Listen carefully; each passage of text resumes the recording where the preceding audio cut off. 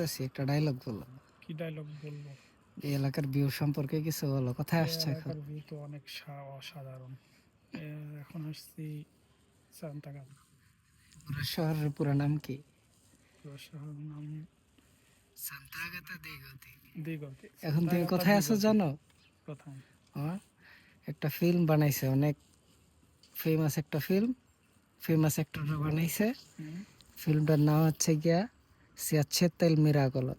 এটার ভিতরে ঠিক তুমি যেই জায়গায় দাঁড়ায় আছো, এই জায়গায় একটা সিন আছে খুব মানে মনে রাখার মতো। এই জায়গা থেকে একটা মনে করে যে যে আমরা বাংলাদেশে বলি 3 চাকার যে অটো, ওই যে সিএনজি বলি যেগুলো, এই দেশে তো আপে বলে, বুঝছো? সেই আপের সিন ছিল। ওই আপে এই জায়গায় বন্ধ হয়ে গেছিল, ওটার জন্য তেল আনার জন্য এই রাস্তা দিয়ে নিচে গেছে।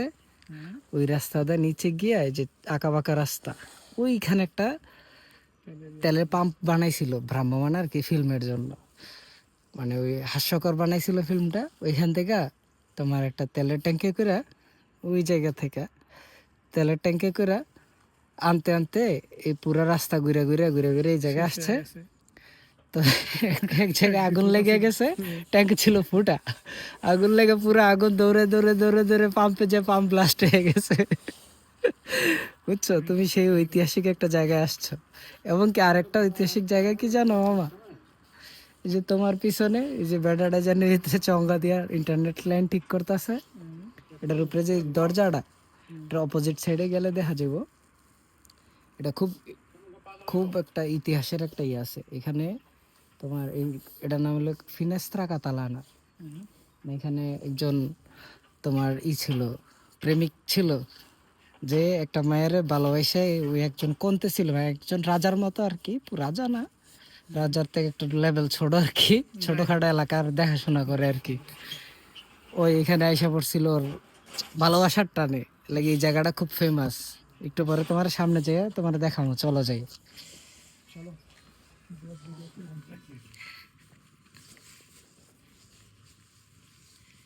এখন আমরা যাচ্ছি ফিনেস্ত্রা কাতালানার নিচে দিয়ে,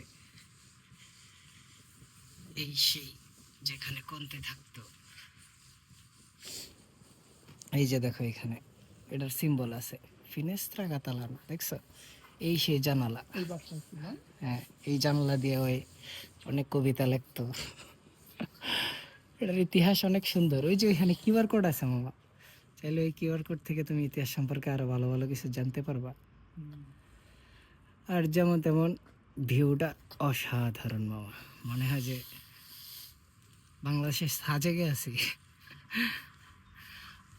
আর আরো একটা অসাধারণ জিনিস দেখবো মামা, ওই যে দূরে পাহাড়ে বরফ আছে। এখন তো পুরো ঠান্ডা না, তারপরেও বরফ আছে। যখন পুরো ঠান্ডা পরে পুরো পাহাড় বরফে সাদা হয়ে যায়।